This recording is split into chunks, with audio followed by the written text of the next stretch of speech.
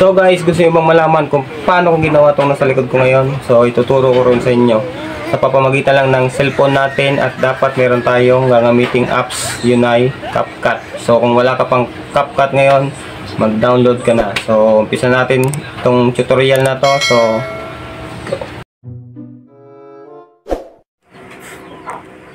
okay guys, nandito tayo sa cellphone natin. So kung wala pa kayong apps na CapCut, mag-download na kayo.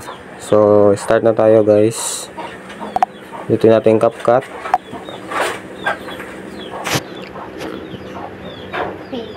New project. Dito yung new project.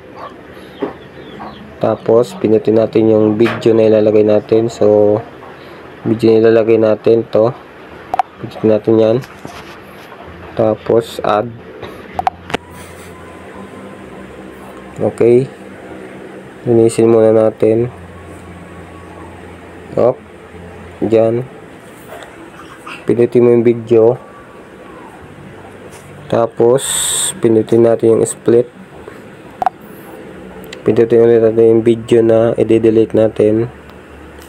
Tapos pinutin natin yung delete. Okay, play natin. Okay na. Back natin ng konti. Yung pag-upo niya, pag-upo. Yan. Yan.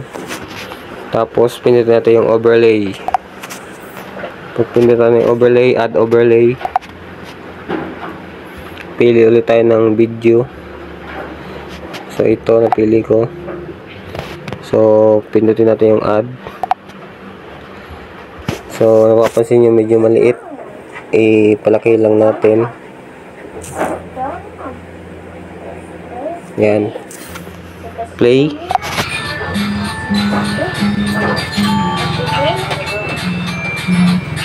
Okay, stop.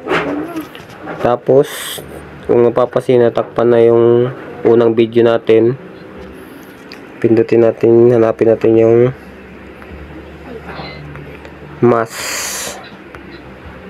mask, ito mask, pinutin mo mask. Tapos pinutin natin yung horizontal. So yan, hati siya.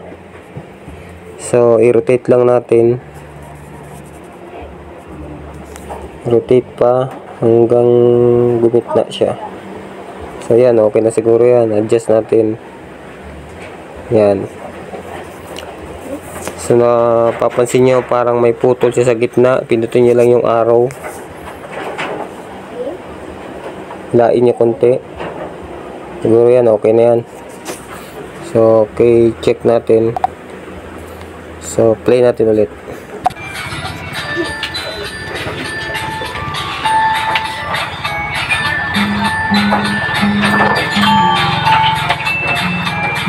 Ayan, dalawa na siya. Okay. Tapos stop na natin. Yung pangatlong ako, ilalagay din natin dito. Back ulit natin yung arrow back.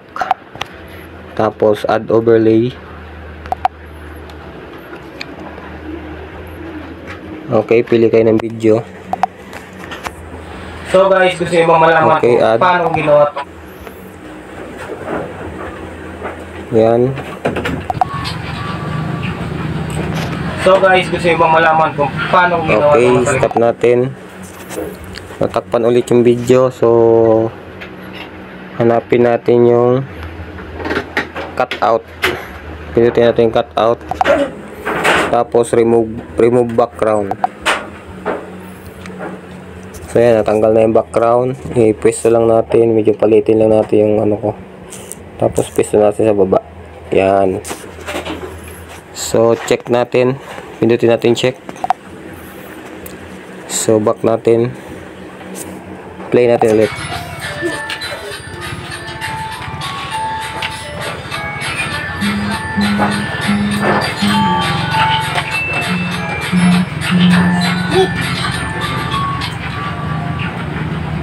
So guys, gusto nyo bang malaman kung paano ko ginawa itong nasa likod ko ngayon? Okay, natapos natin yung edit natin. So, sa pamamagitan lang ng cellphone natin at dapat meron tayong gagamitin apps. Yun ay subscribe naman sa ating channel at pindutin mo na rin yung like and share. So maraming salamat.